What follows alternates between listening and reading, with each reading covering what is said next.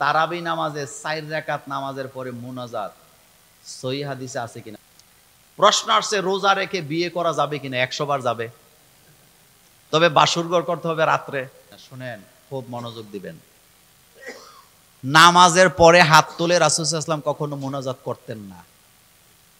এখন আপনারা করবেন আপনি যে করেন, আমি যেটা করি, এটা বাংলাদেশে বড় বড় দুইটা শিক্ষা প্রতিষ্ঠান আছে, একটা পটিয়া আর একটা হাটাজারি। কাউমি মাদ্রাসা আছে না নাই? একটা যে মুনাজাত হয় আর একটা মুনাজাত হয় না।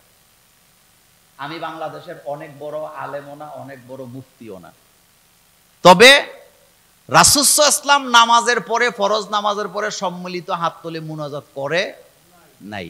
কিন্তু আমরা যেটা করি এটা নামাজের অংশ মনে করে আমরা করি না। জুমার দিন নামাজ পড়ছি, নামাজের পরে বিদায় দেওয়ার আগে একটা মুনাজাত দিয়ে দিলাম, এবং মুনাজাতটা আমি পশ্চিম দিকে ফিরে করি না, আপনাদের দিকে ফিরে বসি। অর্থাৎ আমরা আলাদা একটা আয়োজনে মুনাজাতটা করি। কথা কি বুঝাইতে পারছি? তবে ফতুয়াবাজির দরকার নেই। কেউ মুনাজাত করতে চাইলে করুক, কেউ করতে না চাইলে না করুক। এটার জন্য ইসলামের ক্ষতি হওয়ারও কোনো সম্ভাবনা কি নাই। তারাবি নামাজের 4 রাকাত পরে পরে মুনাজাত, এটা রাসূল সাল্লাল্লাহু আলাইহি ওয়াসাল্লাম এইভাবে করেন নাই। আমাদের দেশে যে দোয়াটা পড়া হয়, দোয়াটা নিয়েও কি আছে? ইখতিলাফ আছে, কিন্তু আপনারা পড়েন।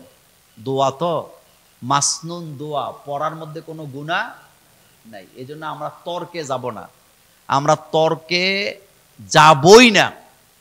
আমরা আল্লাহকে পেতে চাই, রাসূলকে পেতে চাই, আমরা নীরব থাকতে চাই, আমরা এমন ভূমিকা পালন করতে চাই মধ্যম পন্থা। আরবিতে একটা প্রবাদ বাক্য আছে, খায়রুল উমুরি আওসাতুহা, মধ্যম পন্থাটাই কি উত্তম পন্থা। মধ্যম পন্থাটা উত্তম, ঝগড়াঝাটি নেই। আমাদের জুমুর, এই মসজিদ, এই কমপ্লেক্স সকল ব্যাপারে, ইসলামের ব্যাপারে মধ্যম পন্থা অবলম্বন করবে ইনশাআল্লাহ। আমরা বিতর্কের জায়গাগুলো এড়ায় চলবো, কারণ বিতর্কের জায়গাগুলা 1400 বছর ধরে চলে আসছে। বড় বড় আলেমরা চলে গেছে, তারাই সমাধা করতে পারে নাই। আমরা কার খালু? আমরা কি সমাধা করতে পারবো? সমাধা করার চেষ্টা আমাদের দরকার নাই। এটা বড় যারা আছে তারা করুক, আমাদের মধ্যে যেন দলাদলি না থাকে। কিন্তু 4 রাকাত নামাজের পরে পরে মুনাজাত দেওয়া, এটা দিতে হবে এরকম কিছুই নেই। দেওয়া এটা সুন্নত না, আর না দিলেই ভালো। কারণ এটা যদি মুনাজাত দেন, নামাজের সময়টা আরো কি হয়? বেড়ে যায়। একসাথে পরে দোয়া করে দিয়ে। প্রশ্ন আসছে রোজা রেখে বিয়ে করা যাবে কিনা? 100 বার যাবে, তবে বাসরঘর করতে হবে রাত্রে। কথা বুঝেন নাই? রোজা রেখে কি করা যাবে? বিয়ে করা যাবে। রোজার মাসে বিয়ে করলে আরো ভালো, বরকত পাবেন। রোজার মাসে বিয়ে করলে আরো কি পাবেন? বরকতের মাস না এটা, রহমতের মাস না? তো বিয়েটাও তো আরেকটা রহমত, ডবল রহমত হবে। রমজানের মাসে না, শুধু যে কোনো মাসে যে কোনো দিন মুসলমান বিয়ে করতে পারে। হিন্দু ধর্মের মধ্যে তারা কি মিলায় বলেন তো? কুণ্ডুলি মিলায়। তারা রাশি দেখে তারপরে ডেট দেয়। আমাদের এটা লাগে না, কারণ আমরা মুসলমান। আমাদের ভালো মন্দ সবটা আসে কার পক্ষ থেকে? রোজার দিন, ঈদের দিন, সবে কদরের দিন, সবে বরাতের দিন। আপনি যেদিন ইচ্ছা এই দিন বিয়ে করতে পারবেন। বরং রমজানে বিয়ে করেন, এটা আরো আনন্দে কাটবে। ঈদটাও একটু নতুন নতুন লাগবে। রমজানে বিয়ে করার মধ্যে কোনো সমস্যা নেই। জুমার দিন 2 রাকাত 2 বার আজান হয়, কারণ কি এবং কখন থেকে এটা আজান 2 বার শুরু হয়েছে? শোনেন, রাসূল সাল্লাল্লাহু আলাইহি ওয়াসাল্লামের যুগে আজান হইতে একটা। কয়টা? একটা। পরবর্তী সময় লোকজন যখন বেড়ে গেছে, প্রথম আজানের পরে লোকেরা এসে সিটে ফিটে বসে থাকে।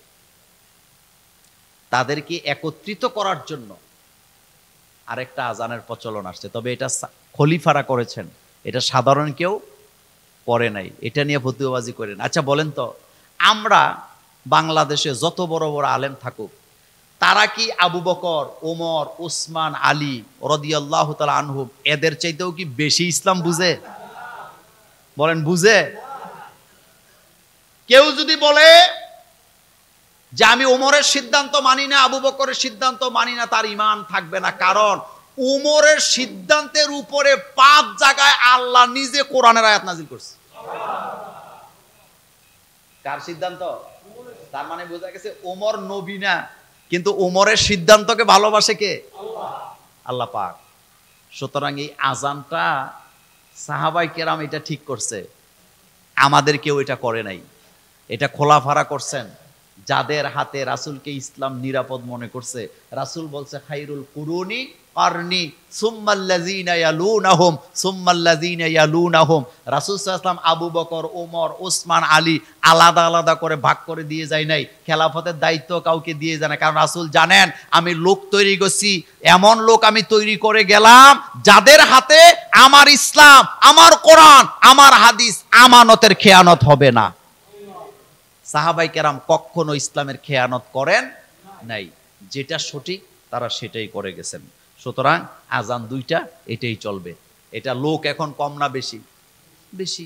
আজান দুইটা হয়, একটা খুতবার জন্য দেয়, একটা দূর থেকে আসার জন্য দেয়। দেখ, এগুলি নিয়ে ফতুয়াবাজি নেই।